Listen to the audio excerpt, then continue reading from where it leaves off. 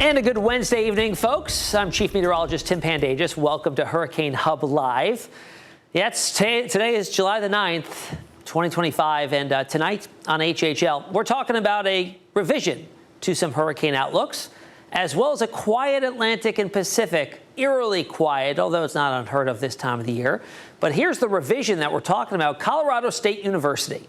They're one of the first to put out a seasonal outlook. Back in April, early April, they release it, but they do revisions to it as we go through the season. So the first revision comes out today. We'll get another revision beginning of August. But today's outlook does bring it down a storm. We're down to 16 named storms, the outlook is, from Colorado State University, down to 8 hurricanes from 9, and down to 3 major hurricanes from 4 as of the initial outlook posted in April. So some notes from the update. They put out this long report. So here's some of the notes that I took for it as I read through it this morning. The primary reason, high levels of wind shear that's currently present in the Caribbean and parts of the Gulf of Mexico. Wind shear, detrimental to storm development, okay? When you got winds blowing at different speeds in different directions with height, that disrupts storm development, tilting what needs to be a vertical driven storm. It gets tilted, falls apart, cannot ventilate properly or stand upright with good posture. So when you've got the wind shear, not a good thing for hurricane activity, but good to keep things quieter, at least for the next couple of months. And so El Nino Southern Oscillation, as we've been talking about, the forecast is for a neutral condition.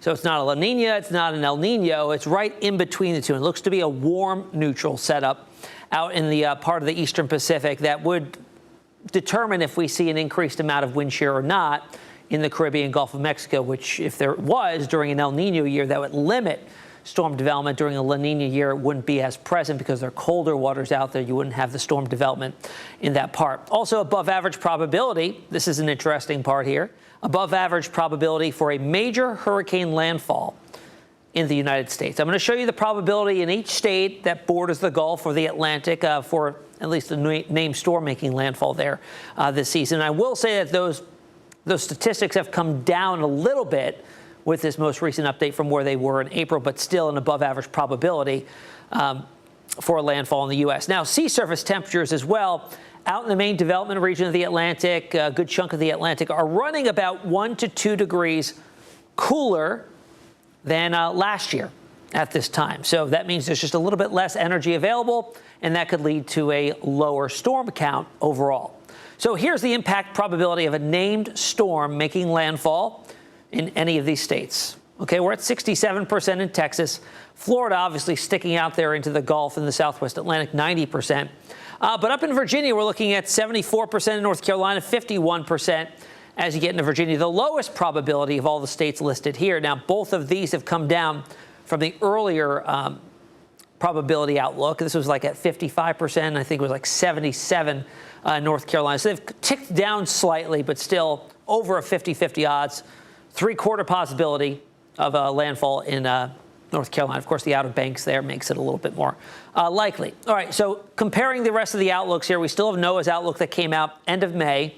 13 to 19 named storms, 6 to 10 of those hurricanes, 3 to 5 being major hurricanes, Category 3 or greater, up against the new CSU outlook, 16, 8, and 3. Now, an average season is 14, 7, and 3. So CSU, despite it revising it down a little bit, is still calling it for a slightly above normal season. And last year, remember, we came in with 18 named storms, 11 hurricanes, and 5 of those were Category 3 or greater. So CSU is saying it's going to be less active than last year. We'll see how the season plays out. So here we are in terms of climatology. On July the 9th, we are just starting the upward trend as we get deeper into the season. July in general doesn't feature a lot of activity. Last year, we did have a named storm in July. Well, this year we did too with Chantal. Last year it was Beryl, but that was a major hurricane before it made landfall and was a Category 1. We talked about this with David Paul in Houston last night. Yesterday was the anniversary of that landfall on July the 8th. But the Gulf is usually where we look for activity in July. It's not the only spot. We've got the western portions of the Caribbean that sometimes can fester some development, and then that bleeds over into the Gulf. Southwest Atlantic, this is where we saw Chantal develop here over the last week or so, and then made landfall in South Carolina. And then later in the month, we begin to see development start to come out of the main development region, which this is the breeding ground for our long-lived, long tracks, most intense hurricanes. This is where we see the predominant amount of major hurricanes originate from. And a lot of that comes from the African easterly waves that come off the coast of Africa. Overall, when we spread out the season and look at the percentage of named storms that develop per month, I mean, July is only at 8%, but it increases by nearly threefold, over threefold as you get into August, jumps up to over a quarter of the named storms develop in August. And then, of course, a third of the named storms come our way in September as we approach the peak right around September the 10th. Still an active month, though, in October with 17% and then down to 5% in November, pretty much matching what we'd find early in the season. But July overall is kind of that buffer zone between not so much activity and then a big increase as we get into August. In the basin right now, there's still not much to report on. It's very, very quiet, and a big reason for that is overall the environmental lift is just not very conducive right now. Plus, we've got a huge plume of Saharan dust. I mean, look at this thing that came off the coast of Africa and has been slowly working its way towards the west. We've got a little break here, but it looks like more is on the way. Something you'll notice if you've been joining us for the past couple of weeks on HHL is that these plumes are beginning to push their way and gain some latitude. That's normal. That's what we'd expect as we go through July, and that begins to open up the main development region. Now, dust doesn't go away completely. We're always going to get some plumes or some level of dust coming off and traveling west in the upper level winds. But a lot of times later in the season, it lifts to the north and opens up the main development region for some activity. We're also beginning to see a little bit more robust seedlings or African easterly waves bumble off the coastline here, hit the coast, and then move into the main development region. We had one yesterday that kind of fell apart, but notice this one that is developing right on its heels, and this also looks quite robust, and we'll see how that does. It's just basically helping to moisten up the levels of the atmosphere in the main development region, and eventually we'll likely see some development out of it as we get deeper into the season. Out in the southwest Atlantic, we've been watching this cluster of thunderstorms north of the Bahamas. Unorganized, not expected to see any development from this, but it's just interesting to watch this north of the Bahamas. Now, the longer range outlook put out from the Climate Prediction Center gives us long range 2-week and 3-week outlooks. This is the 2-week outlook that starts next week, the 16th through the 22nd. And notice that it does highlight the northern Gulf for a low chance of tropical development. This is around a 20% chance. Going out that past week, this is going to be the 23rd through the 29th, wrapping up July, and it looks to be very quiet to end July, at least as of this outlook. So let's see if the models are picking up on anything here in the northern portion of the Gulf. We'll look at the GFS model taking us out to the beginning of that period of opportunity in the northern Gulf. And we're looking at this not through moisture and cloud cover. We're looking at it through relative vorticity, which is atmospheric spin. And what we'll be looking for is a very circular, rounded area of concern or area of increased spin, indicating there's likely the development of some sort of tropical system in that area. So watch as we play things out. We'll start things off this coming Saturday, July the 12th, playing it on through early next week. Not much going on, but notice we start to see something begin to flare on up here. And as we get into the later part of next week, there's definitely a bundle of energy here, a bundle of atmospheric spin, but it also looks to be a little bit stretched out as it possibly drifts towards the Gulf Coast of Louisiana and lifting northward. So it's something to keep an eye on here. Low chances, 20%, but models here start to kind of try to sniff something out in the northern Gulf for the end of next week. So a lot of time to watch anything potentially developing there. All right, so here's a look at tropical satellite out in the eastern Pacific.